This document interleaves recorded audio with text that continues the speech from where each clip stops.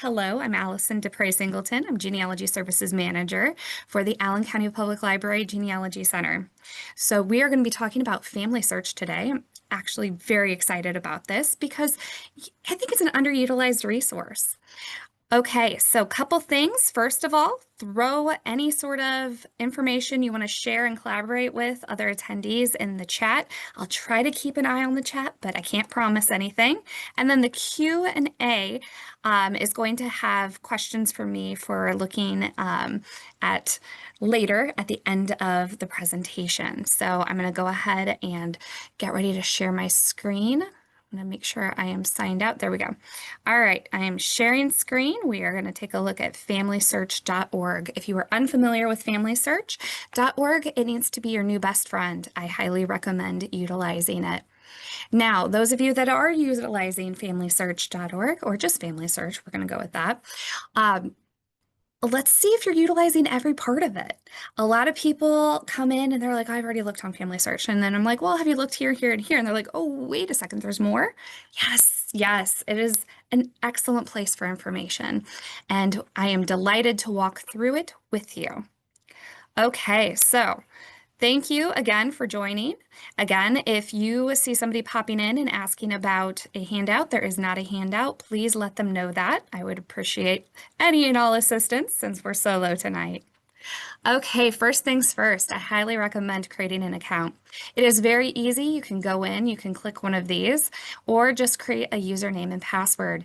It's going to ask some basic information. There's going to be recovery information. You have to include some of this and hit done. You do not need to be a member of the Church of Jesus Christ of Latter-day Saints.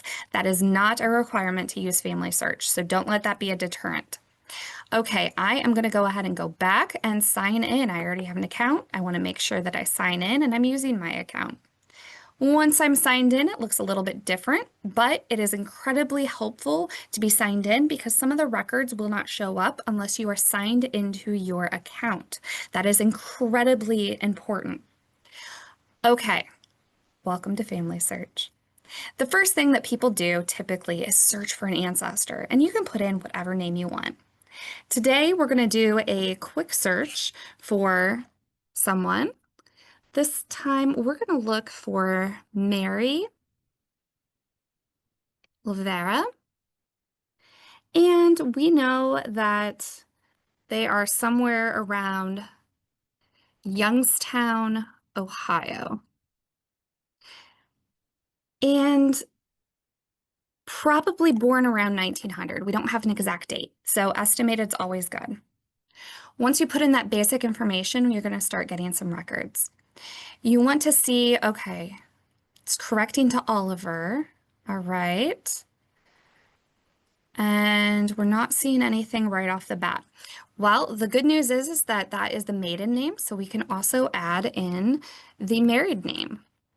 And I like showing that you can search different things. So we're going to put in Martinez at this point. Okay, here we go. I happen to know that this is the correct person, so we have a Find a Grave that immediately pops up. If you click on that, it'll take you to this site. We have photograph included, we have a birth date, so close enough with the 1900, and death date.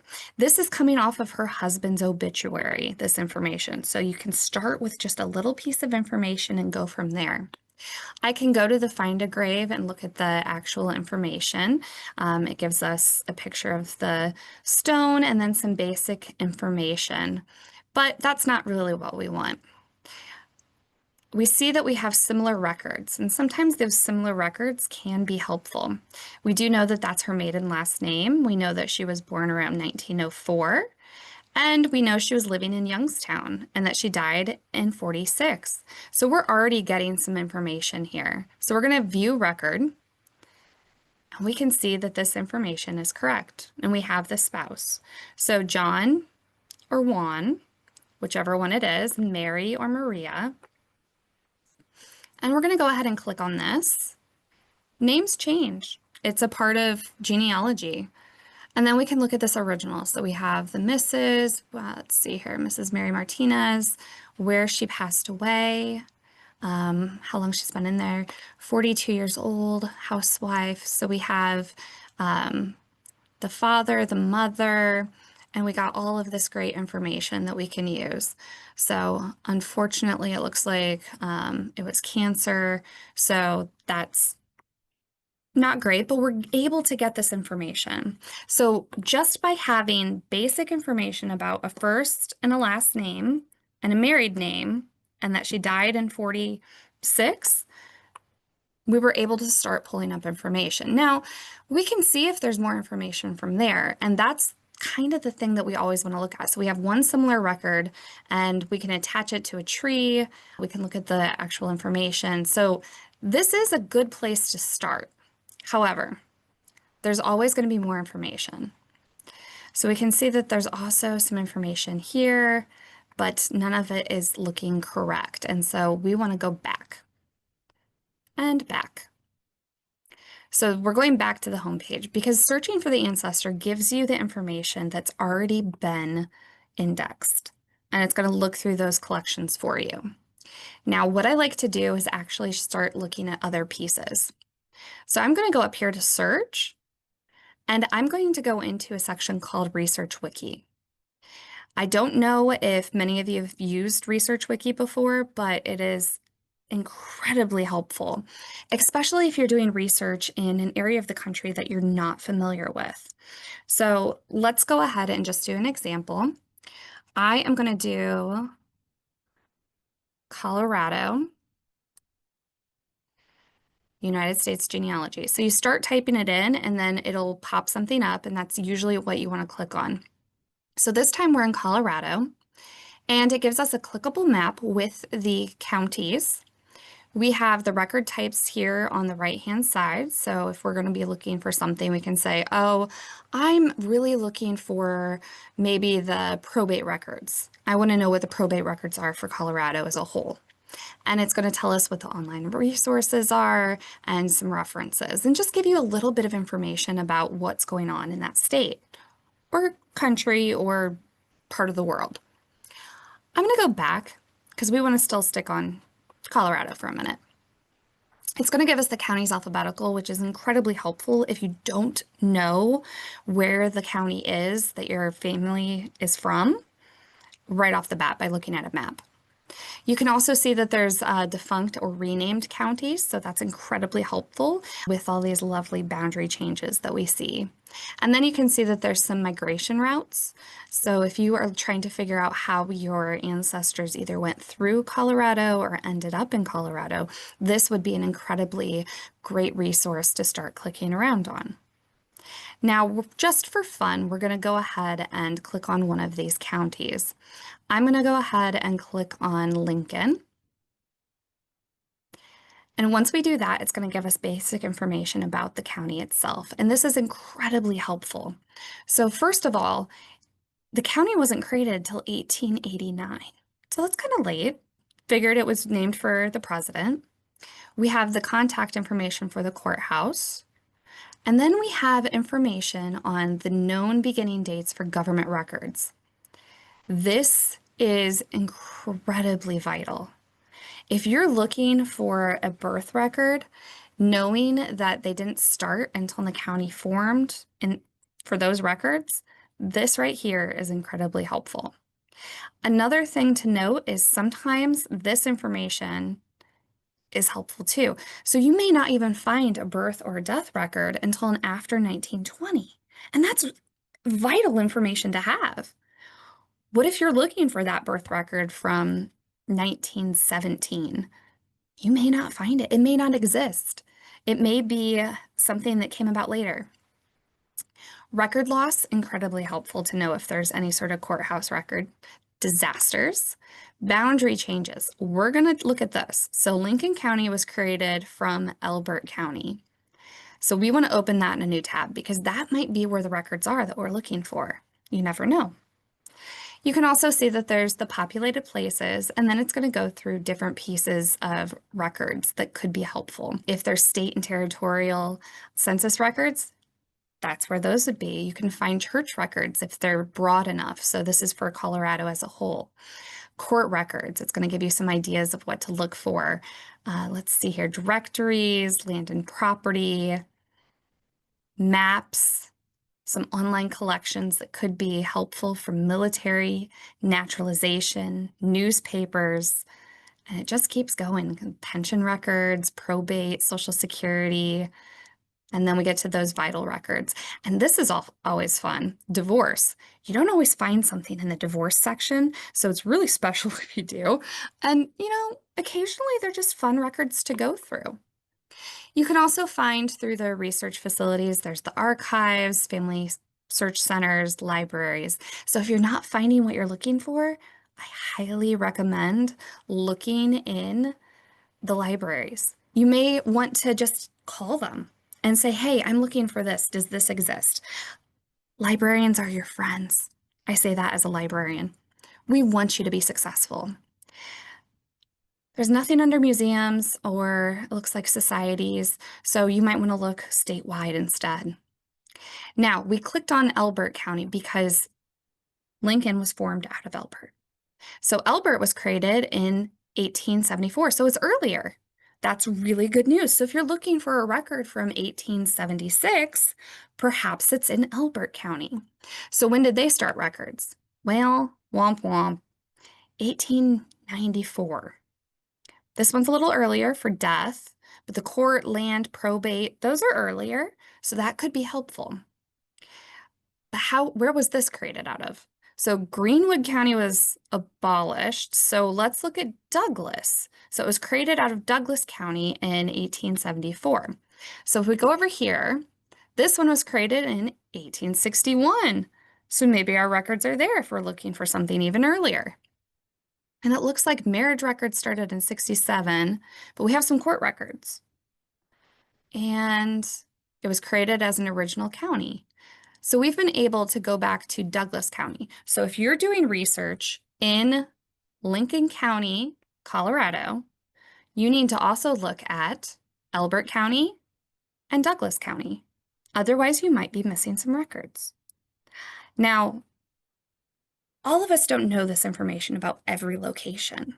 It's impossible to have this memorized for everywhere that you're doing research for your ancestors. That's why something like this is so incredibly helpful. Make sure you're utilizing this to understand each of the locations. Okay, so I did something that was US-centric, and it's helpful. Once you're in here and you're able to pick out those pieces of information, it can help you quite a bit. Now I can go back to the United States as a whole, and I can click on any other location. I can look for record types more broadly as well. Look at some background information, territories, former territories. All of that information's there. But what if we want to look for another country? That's really good information that we could use. So we're going to go up here and we're going to type in another place. This is one that I really like looking up because it's a baby country. The unification of Germany didn't happen until 1871, so a lot of the records are really difficult to find because you have to know where your ancestors were from before it became Germany. All right, so we have Germany genealogy. And you can see, note if researching before 1945, see German Empire. So we already have instructions right off the bat. Now, this map covers the jurisdictions from 45 onward. So you see the modern states, and you can see the territory changes. And then if we go back up, so we have these different record types, but okay, we're looking before 45. We're going to go to the German Empire. Once we do that, we're going to start seeing these different maps. And we're going to be able to figure out, okay, where did my family come from? Now, if you have that town, that's incredibly helpful because you kind of need to know a little bit more than just a region. Having the town is incredibly helpful. But we can look at this map and go, okay, the German Empire in 1871 includes Prussia. We got Prussia, Saxony, Bavaria, Württemberg, Baden, Alsace-Lorraine. See here, Hesse, Rhineland, Westphalia, Hanover, Oldenburg, etc. There's a lot of them. I'm not going to read all of them today, but we have all of this information, and a lot of these become other countries or part of other countries. So the records that you're looking for may not exist in Germany. You may be looking in Poland for the records that you need for your genealogy. It's also really fun when you look at the census and it changes location to location, and you're looking at it and you're going, wait a second, I thought it said my family was from Germany. And then all of a sudden it says France. And then the next year it says something different. And you're like, where did they come from?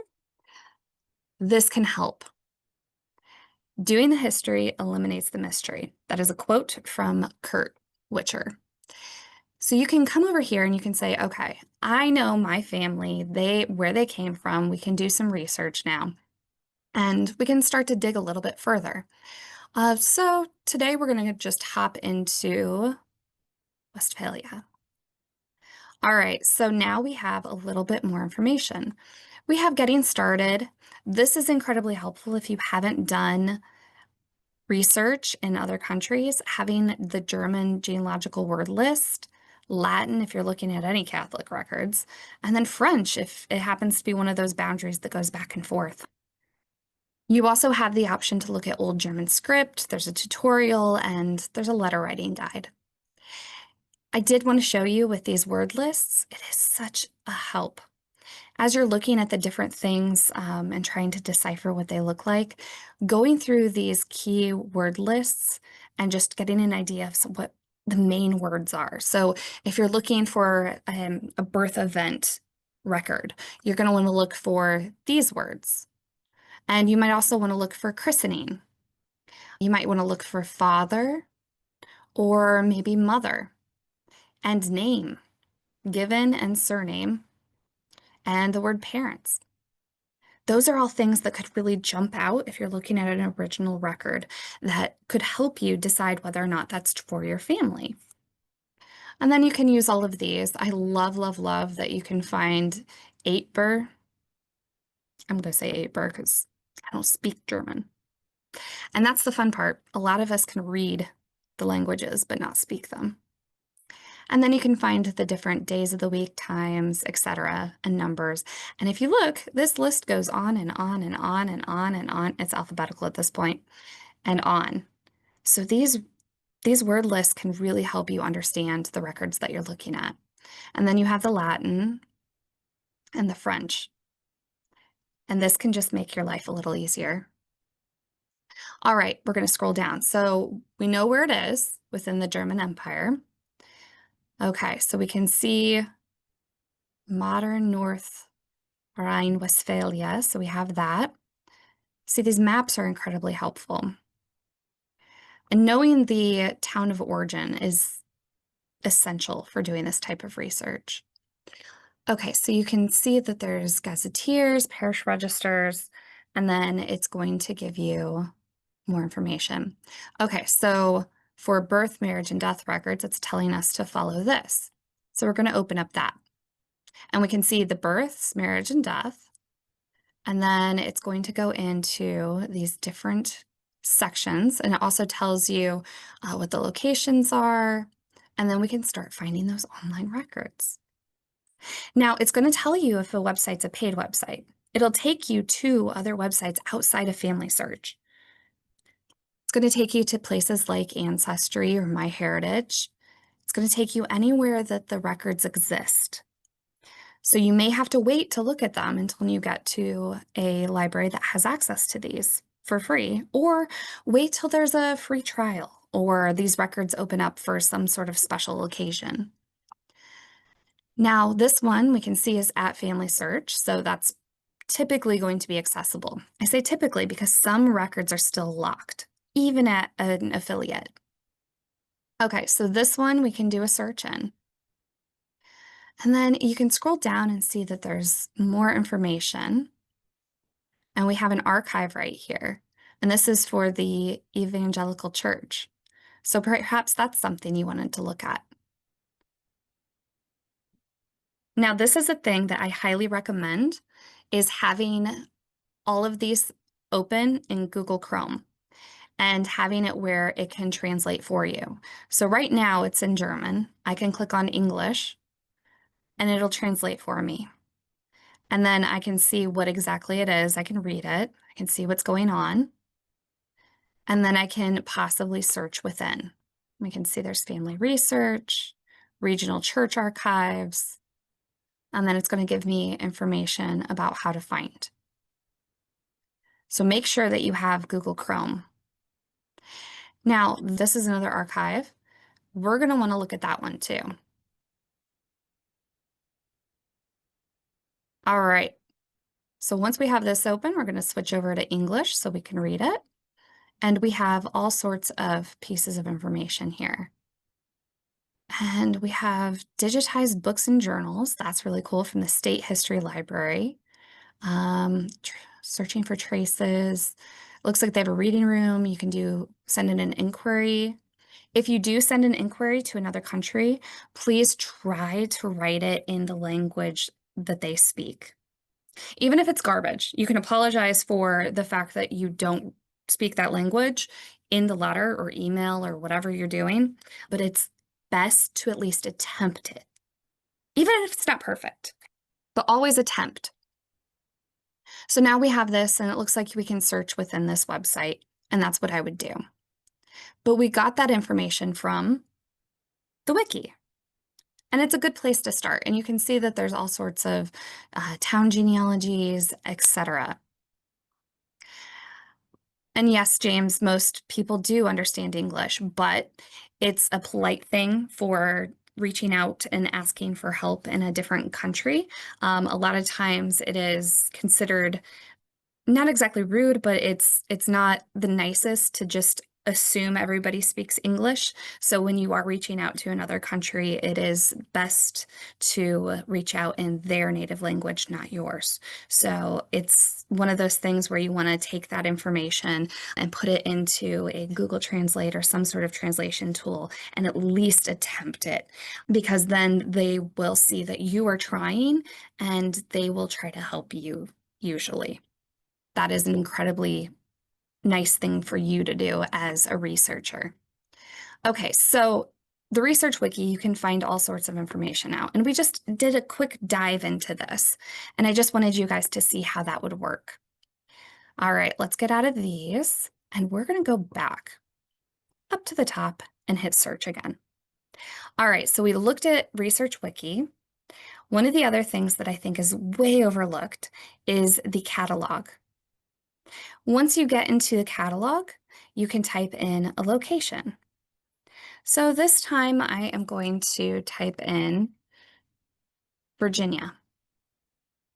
And I'm going to hit online because I want to make sure that I'm only getting those online records. I'm going to hit search. Okay, so these are all records that are going to be very broad to that state. We're going to search for places within. And we have a nice long list of different places. I am going to go ahead and go with Orange. So this is going to be Orange County. And you can see that the way that they have it is the country, the state, the county, and then they would go with the city or township. So as you scroll down, you can see, okay, there's some vital records. Most of us, that's what we're looking for. All right, so we have those birth records, and you can see that it's the county clerk. So these are going to be original records. I'm going to go ahead and click on them and see what the format is. Okay, so this format, you can see it is indexed, so there's a magnifying glass. This is meaning that it's digitized. And then we have the full text transcripts here as well. So you're able to actually search inside here. So this is a great thing to know if you were not finding those records initially by doing a general search, that they exist. Okay, so I'm going to get out of there and we're going to look for another set. So there's marriage registers. Let's see how these are organized. These also are all indexed and have the transcript. This one looks like a book. Okay, so this is a book and it is digitized, and you can tell it's a book by the fact that it has the call number here.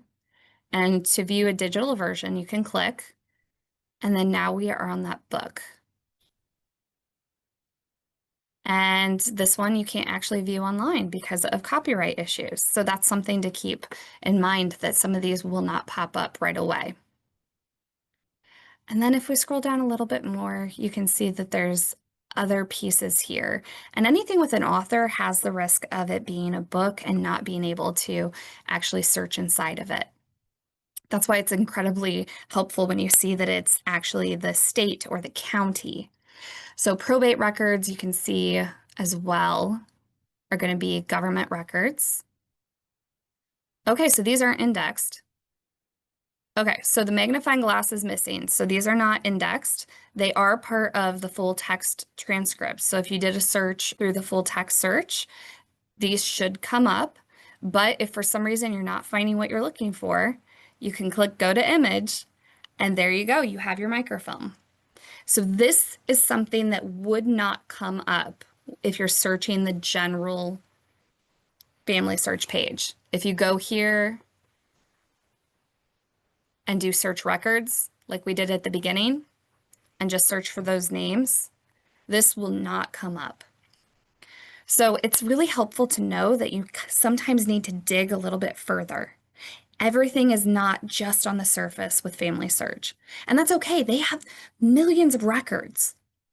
They're not able to index every single page, but they still give us access to them. They give us access, and that is vital.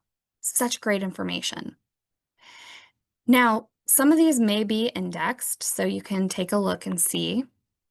And I always recommend looking at the beginning of the pages, the books, to see what they are. And then once we're in here, you can see what's going on. Looks like we're in the 1860s. And if we wanted to get a little bit further, we can just scroll ahead and say, okay, what is this page? And then scroll in, see if we can find a date or a name that we're looking for, and just kind of move it around. And then you can always flip things over and see what they look like. But it's helpful to know that these even exist. But this would be like going to your local library and going through the actual microfilm or fiche. So it's not too far off. Okay, here we have May to October 1869. So if you're looking for something after May in 69, this would be a good place to start. I don't know what this is, but it looks fun. Okay. Trustee's sale of a valuable farm in Orange County, Virginia, by virtue of a certain deed of trust. I love that. The language is lovely. So we have those pieces of information that maybe were not as accessible before. Okay, this is the county level. Let's dig a little bit further. And let's say we're looking specifically in Orange County. So now we have church records. So if I'm looking for something from the Orange Presbyterian Church, this could be so helpful. And again, this one isn't indexed, so it wouldn't come up in the search. It is part of the full text search, so it may come up through that. But if it's not, going through these page by page may get you the information that you're looking for. I always like to click on the interesting looking pieces to see what it is. Okay, so this is how they're organizing it. That's actually incredibly helpful. Always look at the odd pages when you see something that looks a little bit off. Okay, let me go back. I see somebody's a little bit lost, so let me go back. We are searching the catalog, and we're going to look for a different place. So the catalog is a place where where Family Search keeps the records. It's an organization, kind of like a card catalog for a library. It's some place that you can find information. We're going to put in a location, so place, and we're going to go ahead and let's do Iowa. And then we're going to choose online to make sure that they're digitized. Once you're there, you can find different records that are digitized. For Iowa, we can go to places within and choose a county. So we're going to do Hamilton. And we can do places within that. So there's townships and towns. So we're going to go ahead and do Stratford. And now we have church records for that specific location. And it looks like they might be part of Archive Digital. Images have not been reviewed. This is a preliminary, so they don't actually have these digital. This is part of Archive Digital. So that's really important to know. So Archive Digital is a paid website. So sometimes things are still behind a paywall, and you have to be very careful about that. So both of those for that location. So let's go back to Hamilton and see if there's something in there, a broader category. If we go in here, yeah, we see this is the county court. We can click on that. Look, there's a little typo there. That happens sometimes. And these are digitized and indexed and part of the full text transcripts. So this information is something that you can find online. And if you're not able to find it through a search, you can look at the original microfilm, which is what this is. And you can go through page by page. All right, let's go back to the catalog. And we're going to search a different location. We're going to hop overseas because I find it incredibly helpful to do that. We're going to do Ireland, online, and search. Now this is going to go through the general Irish materials. So let's do a county. Let's go ahead and do County Mayo. And you can see that we do have some records. So we have some church records. And it looks like there's a diocese. And now we're able to find these records. So once we get in here, it looks like Galway and Mayo parishes. So these are things that are already digitized. They are searchable through the full text transcripts, but it's not part of the record search, so there's no magnifying glass, which means it sometimes is more helpful to know this exists and then go through page by page and see what you can find. And someone is putting on there, we selected to see what's available online.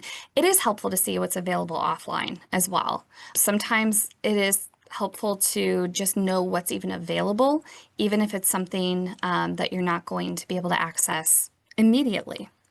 So you can do that I just don't like to get people's hopes up right away that they can access it right away. But if you do any, all right, so we have more church records. Okay, so this one, it looks like isn't accessible online. So it's probably a book, and that's okay.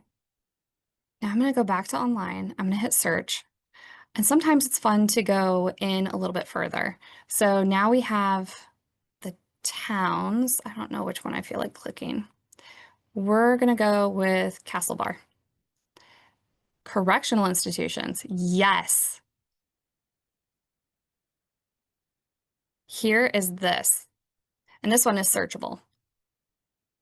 And it's great fun to go through. But you can also click here and it'll take you to the actual registers like that. But sometimes when you're doing a search, you can't actually find the record that you really want because for some reason it didn't have the name correct in there or it's transcribed poorly. There's a lot of different things that you can do. Let's see here. Now, make sure to play around with this. So I'm seeing that people are starting to put tips and tricks into the chat. Please do that, please. I really love it when you guys add stuff. It's incredibly helpful to have different search methods. Each location that you're searching has different types of records. And when you're looking for these different records, it may show up under different words, names. You might get a result for one search term and not another. So playing around with how you're looking for these will help you find more of them as you go. I'm going to go ahead and click back. So places within, we're going to click a different location. Okay, so this time we have church records, and once I click on that, we're going to see what we have. Format is just the image, also in microfilm. It looks like it's typed. Yes, but this may be the gem that you are looking for. It's the piece of information that can tie your entire family tree together, and yet you didn't know it existed online. So please make sure to keep looking. All right. Something that you guys have mentioned, and I really want to hop onto really quick. We're going to get out of here and here. So that's the catalog. So we've covered, you can do a record search. You can look at the wiki, which will give you more details about a location. You can go to the catalog and look for materials. We've been doing a place. You can do a surname, title, author, subjects, keywords. Or sometimes if you're searching on places like Ancestry, it gives you a family history library number, and you can type that number in. So I don't know what that number is, but we're going to put one in and hit search. And now we have, oh yeah, I know what this is. We're looking at the parish registers for a location in France. And so these have been digitized, but they're not indexed and they're not in full text search. So this is something that I have to look at through this and be able to go record by record to see if the person I'm looking for exists in this. Okay, so something that people have mentioned is books. And I do want to touch on that briefly. FamilySearch has a scanning station here at the Allen County Public Library. They are digitizing our collection that is outside of copyright. They have us listed as one of the contributors right here. So full disclosure, they are here working on digitizing. Now, if you do a search, you can do a search without putting anything in here, just to see how many results hit. Okay, so you can see how many results we get. And at that point, you can even do the owning institution. So if we go to the Allen County Public Library, you can see how many things they have digitized from our collection, which is pretty substantial. Now, I'm going to get out of there. I will also say that Internet Archive has a scanning station in our basement, so they are also scanning materials from our collection. So it's kind of fun. We have a lot of things that are digitized through both of those entities. You do want to make sure that you have the access level for the permissions to show that you can actually access some of these. I usually take off limited because you want full permission or public because those are the ones that you can 100% read. You can play around with it and see what else you can find. Now you can put in a word, a name. I'm going to put in Defiance, Ohio. And then once you put in that information, it's going to start coming back with different results. And it's going to search inside the books as well. I highly recommend searching inside the books and seeing what you can discover. So use those surnames, use the full names if you want. You can look for locations and for the people at the same time. You might be able to find that gem that you're looking for. Okay, the other thing that I really wanted to look at with you is something that's a little bit hidden. I like to go to the homepage and just go to the sitemap. I find it's the easiest way to get to this, but we're going to go to the lab. If you just type in familysearch.org and then /en/labs, it brings you straight here. So one of the things that you can do is go to the full text search. So we're going to go to the experiment, and I have it turned on so you can actually find it. And then you can search for people.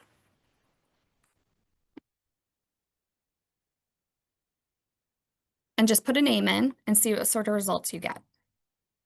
So at this point, I'm getting a ton of results because I didn't put it in quotations. So it's searching both words separately because they're keywords. All right, now I'm getting them searched together. And yes, I did put it in keywords instead of name because I like to search them both. So one of the things that you can do is scroll down, see what's there. Now, I'm going to go ahead and pull this, I'm going to cut it and paste it and hit search. So now I'm getting names as well. Since this is an experiment, because this is new and something that not everybody has experience with, and it's still kind of working out the bugs, it's AI. You want to search your topic within the keywords and the category. So I just did that. Let's say I'm looking for a specific location, not a name. I just want to see what records are popping up for a specific location. Let's go back. Let's do Stark County, Ohio. And I'm just going to do a search and see what's digitized for Stark County, Ohio. All right, so we're seeing some death records, etc. Well, what happens if I put in Stark County, Ohio up here? I'll put it in quotations. I have it in both. All right, so I'm getting different results, but I'm actually getting them in order. So I'm looking at some of the marriages. It looks like mostly marriages. What happens if I take this out and do another search? I get a different set. And now we're getting things from other locations that mention Stark County, Ohio. A lot of this is probate, which is really fun. And then what if I put in a name? So just add another keyword.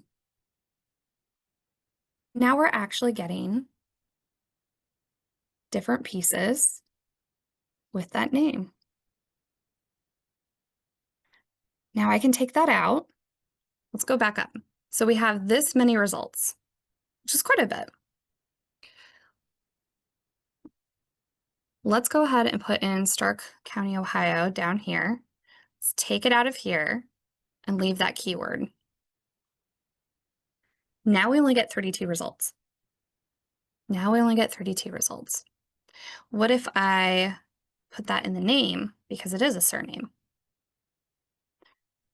Same amount. So you want to play around. I sometimes find more of what I'm looking for if I just use the keywords and play around with the location and the names, as opposed to using the place, because this sometimes limits the records to only being from there. You sometimes don't get records from other counties or states that have to do with the person you're looking for if you limit it to that place. So it's something that you really want to explore and expand upon. Now, they have some search tips here. I highly recommend looking at them because this is something that will help. So you can find different forms of the root word. So CAR will match car, cars, carriage, carpenter, etc. So if you have a surname that could be misspelled for whatever reason, like DePrey, you can actually play around with that and see if there's different spellings. So one of the things that I could do is throw that asterisk in there. However, it's going to give me a lot more results. I'm up to over 10,000 from my 32. So it really depends on what you are looking for and how you want to search it, because you could just start doing the different variations that you already know. It depends on what you're looking for. Every person's going to be different. Every name's going to be different. But we've been finding some really amazing magic in here. People have been able to find their ancestors. People have been able to find their brick walls and break them down. This is a game changer. Being able to do the full text search is an absolute game changer. Now, what I recommend, because it's going to be very overwhelming the first time, is taking that first brick wall that you have, the thing that you want to learn about, and putting it in there. Put in that first question and then explore. You also notice I didn't put any year ranges. I didn't want to limit myself. Sometimes you want to look for that specific record. Now, I put in Stark County because the person I was thinking of, I know for a fact was naturalized in Stark County, Ohio, before then going to Fulton County, before going to Indiana. So I can put in whatever name. I can put in that spelled differently in different records. And you can put in, sometimes it's AY, sometimes there's no S. See, there's a lot of different versions. And honestly, I find it more helpful for me to type those in. Okay, now we covered some of the brief basics. So we looked at records, we looked at Research Wiki, the catalog, books. We looked at the full text search, which I think is an absolute game changer, and I am delighted that it exists. And we're not going to go through it much further. One of my colleagues did an amazing program on it. It's on our YouTube page. Please check it out. The other thing I just very quickly wanted to mention is you can also search images. You start with a place. So let's just go with France. Search. And then it's going to go through these. And it's going to tell you which things have images that you can look through. And you can do places within. And then you can just keep going. So there might be something in here that's image only. But you can find a lot of these through the catalog as well. But I wanted to make sure to mention that. Now, I have seen there's a lot of questions popping in, and we're getting close enough to time. So I wanted to make sure that you're able to ask your questions. Okay, so first things first, is there a new date for discovering Pennsylvania Dutch ancestors? No, not yet, but we will work on scheduling that as soon as we are able to. So we will go ahead and dismiss that one. Do they have Google overseas? Yes, yes, they do.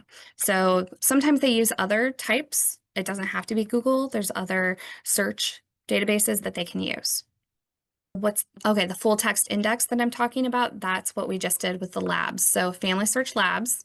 So these are their available experiments.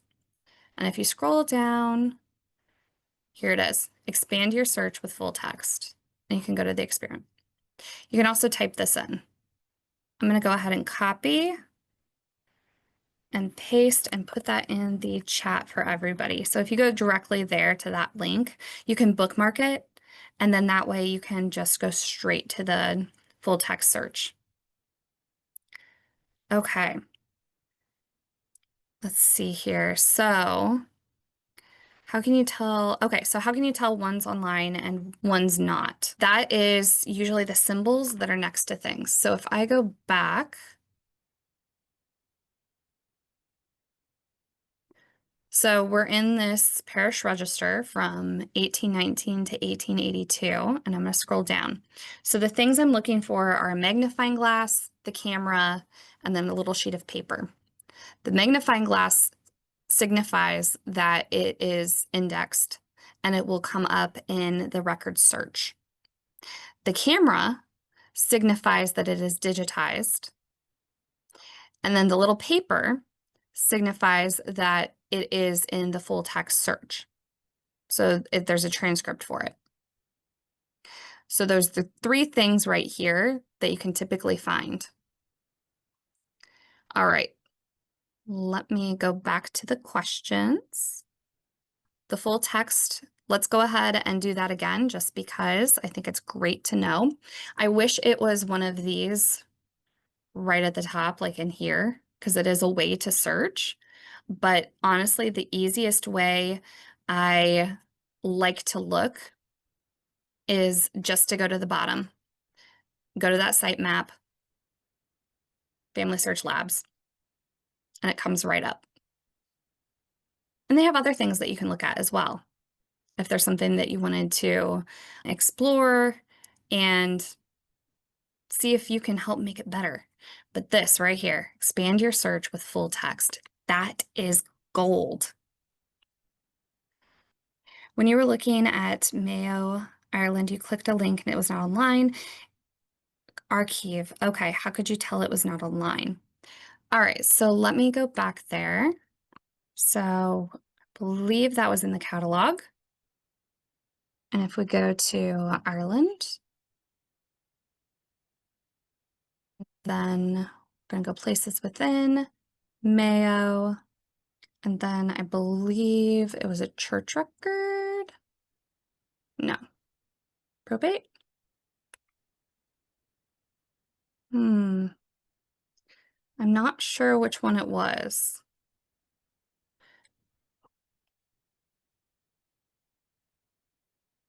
So I'm not seeing that record again, but archive, it was the church record? Okay. So let's click on that again. Okay, these are online. That one and that one, those are 100% digitized. This is also saying that it's the full text transcript, so I can click on that. And then I can search inside this record. So hopefully that helps. The archive, so Archive Digital is actually Swedish. So I'm wondering if those were the records I was looking at for Iowa. I just happen to know that Archive Digital is a paid website because it's something that we subscribe to here. So that was just my work knowledge coming out, knowing that that was what it was. But yeah, you're able to look at the county Mayo records. So if that's something you're looking for, I hope that's going to be helpful. All right, let's go back here.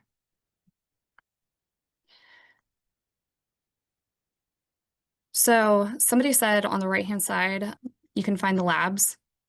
Now, unfortunately, it doesn't show up on every page. So that's something to keep in mind. It depends on what you're looking at. Because yeah, it just doesn't pop up for all of us. But on the right-hand side, you can find this, the little transcript, and then it will take you to the labs. Sue, if you want, go ahead and shoot us an email and I can do what I can to replicate. So let's see here. Genealogy at acpl.info. So if you have questions, shoot that to me. Okay. Is there a place to research railroad worker fatalities? I would go into the Research Wiki. And I would just start typing railroad. Okay. Nothing there. United States genealogy is where I would start. Because you always want to look and see. It doesn't look like there's anything specific. I feel like that would be under an occupation, but I haven't looked for that before. Social Security, they have the railroad records a lot of times, but I think this is going to be specific to that. So I would recommend playing around with it. Sometimes, if you just type in the word, other pieces will come up. Okay, railroad employees. Okay, Illinois Central. Do you know which railroad it would be? Because it might come up in one of these specific ones, and perhaps that's, well, there's business and occupations. Southwestern, okay. So there's online, ooh, personnel records, employee cards. Okay, so some of these are kind of cool. I would highly recommend playing around in here. Okay, here's the retirement board. Ooh, employee record repositories, pension index.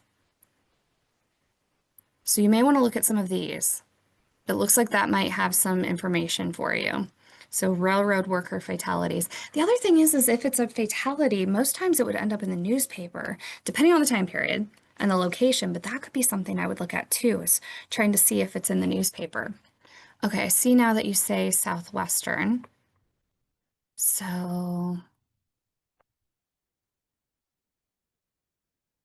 let's go ahead and throw that in and see. Okay. It Doesn't look like there's something specific for that one. Okay, so I would recommend looking at the United States Business and Occupations category, and then looking at the railroad and going from there. And looking at those newspapers, because I think you could find some really cool stuff. However, try the full text search. You never know what's going to pop up. I need to search for a criminal record for an ancestor. Would these be online? Maybe. Some criminal records for different locations are online. I would 100% look. I would look in the full text, try that first maybe, and then I would look at the location. So dig around a little bit and where that would be. You never know if it's going to be in the town or the county or even at the state level. Depends on how bad the crime was and who was after that person. So take a look at those as some different options. Anything on Family Search for merchant marines? Well, let's look.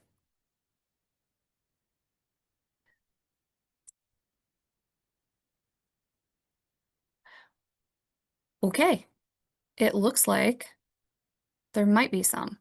Okay, some of them are pulling up for other places. Interesting. I would play around with this and see exactly what you're looking for. I find that to be interesting. Merchant Marine here. Okay, that's Finland. So yeah, it looks like if it's World War II, it looks like they might be here. So play around with that. You might be able to find some of those records. And sometimes it's looking in a little bit further into the military records as well. And then it looks like, okay, I'm looking for records of marriages for early Southern Illinois, Jefferson County, White, Hamilton, Franklin. Okay, so if you're looking for that, I would start with Illinois. And then it looks like Jefferson County. And then let's see, when did the records start? So marriage didn't start until later. So what you would want to look, okay, so created from Edwards and White. So you'd want to look at those. And this one, nope. So that's 14. Let's see, this one, Gallatin. And this one's Madison and Gallatin. Okay, so Madison was created in 12. If you're looking for earlier than that, you're going to have to look at Randolph and St. Clair. And yeah, Randolph and St. Clair. And it looks like created from St. Clair. Okay, so Randolph and St. Clair counties are where you should be looking for that early marriage. So highly recommend that. Someone just mentioned that they found an amazing piece on their great-grandfather while playing around. So that is amazing. Yes, please keep playing around with the different search techniques. One of the biggest things that we see is people come in and they're researching and they've hit this dead end, they've hit that brick wall, but they don't know that there's other pieces to Family Search. They don't know that, oh, if you're searching the records, that's great, but there's other places that the records might be that aren't maybe indexed, or they're maybe in a different location and you need to just dig a little bit deeper. So hopefully this helped give you guys some ideas. Let me go ahead and stop the share so I can actually talk to y'all. So I highly recommend just playing with Family Search. Try the different search techniques. Even if you don't look specifically for your family member, maybe go in and say, okay, well, I know I'm going to end up doing some research in this country and I don't know it very well. Play around with that Research Wiki so you can understand the records and what you're going to be even looking for. And then that way it can help you get maybe a little bit further. So hopefully this gave you good ideas on what else you can use Family Search for. And if you have questions, please feel free to reach out to us at genealogy@acpl.info. And thank you for being a wonderful audience and bearing with me with reading the chat and the Q&A and presenting all at once. So thank you for being gracious with that. I hope you all have a wonderful rest of your day or evening, wherever you are in the world, and we hope to see you on Tuesday for our next program. Bye, everyone.